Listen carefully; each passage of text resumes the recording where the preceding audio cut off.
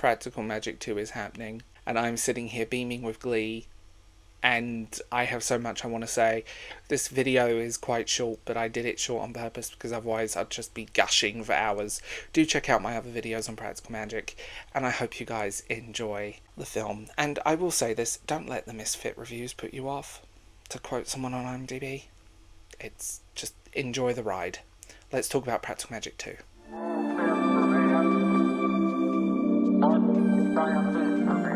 My name is Will, I host the Bald Book Geek, and I did a video last year that aged like milk. Practical Magic 2 has finally been announced. And at the time I made that video, it was a rumour. It was not like a set-in-stone thing, and there was a lot of fake art and fake movie posters and things flying around the internet at the time. Now, they were developing a prequel series based on the rules of magic, the second book, which is also a prequel, but this most likely will be based on the Book of Magic, which is the sequel, that focuses on the daughters. I would love them to do Magic Lessons, which is the book about Maria Owen. I think that's probably Practical Magic and... oh god, I'm excited. Practical Magic and Magic Lessons are two of my favourite books in that series, and I love them all, but those two I adore on a level that most people will never understand. And the film is like... I blame that film for my love of Stevie Nicks. My mother was always a fan, but it was that film that got me. I got the soundtrack. I saw it on TV in the early 2000s, late night on Channel 5.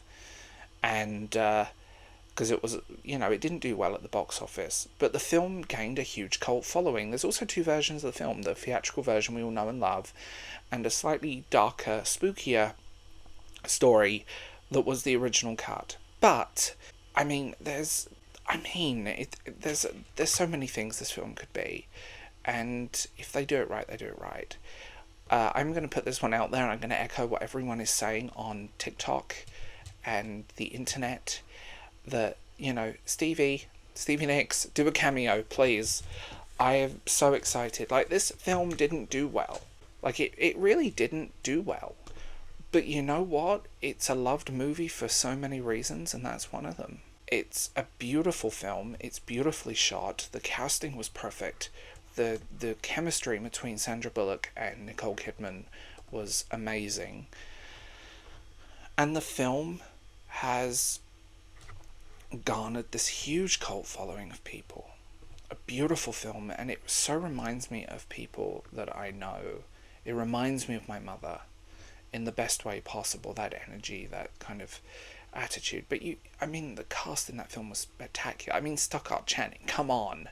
It was nominated for many awards, but she's the one that won the award for Best Supporting Actress, whatever it was. And it's just a beautiful film. I want the house. I want the house. The house wasn't real. The house was an architectural shell. Even the blossoms on the trees were fake. They were made out of silk. You have this huge and beautiful series to explore. Why not? I'm glad the TV show didn't happen. It might happen now, but I always feel like some things are better left as film. I always say that. Did the film of Practical Magic condense the timeline? I've done loads of videos on Practical Magic. Just look for them, type that into my channel. I've done loads of videos. They compress the timeline down. The book happens over a much longer period. But you know what? It's genuinely beautiful. It's a beautiful film. It's charming. It's... I don't even like romantic movies, and that one just sings to my heart. And... what can I say? What can I say? It's funny. They really give a great performance. Both actresses deliver the goods. It's charming. And forget what the critics say. And I will say this, I get why they compress the book down, because I think the house, which only features, not fully in the book, it features in parts of the book, is...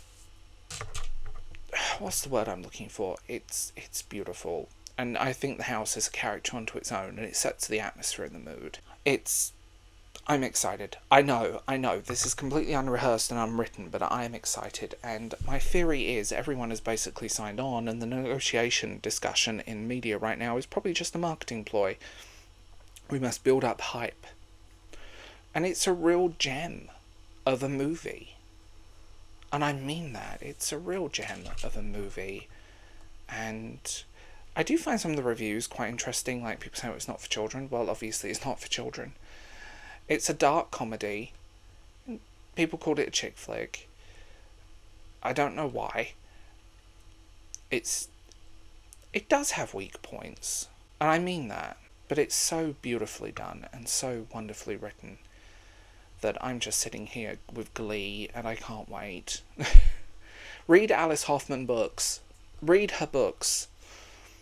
Just beautiful, beautiful books. I do see people criticising it like, one of the dumbest movies I've ever seen. Can't decide whether it's a comedy, a romance, or a horror story. People called it boring beyond belief, and I'm like, really? Like, people really don't understand this film, and if you can't realise that it's a mash of genres, you can do dark, you can do romance. But it's a wonderful film.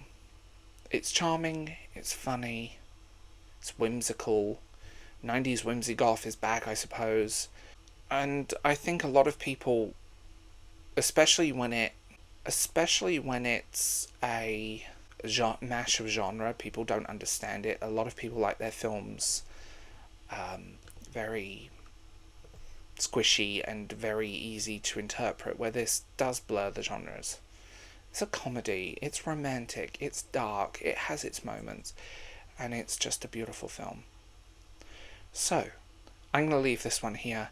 Absolutely stunning. Read Alice Hoffman books, watch this movie, listen to the soundtrack, and welcome to the beautiful world of practical magic. And I'm sitting here beaming with glee. Bye, guys.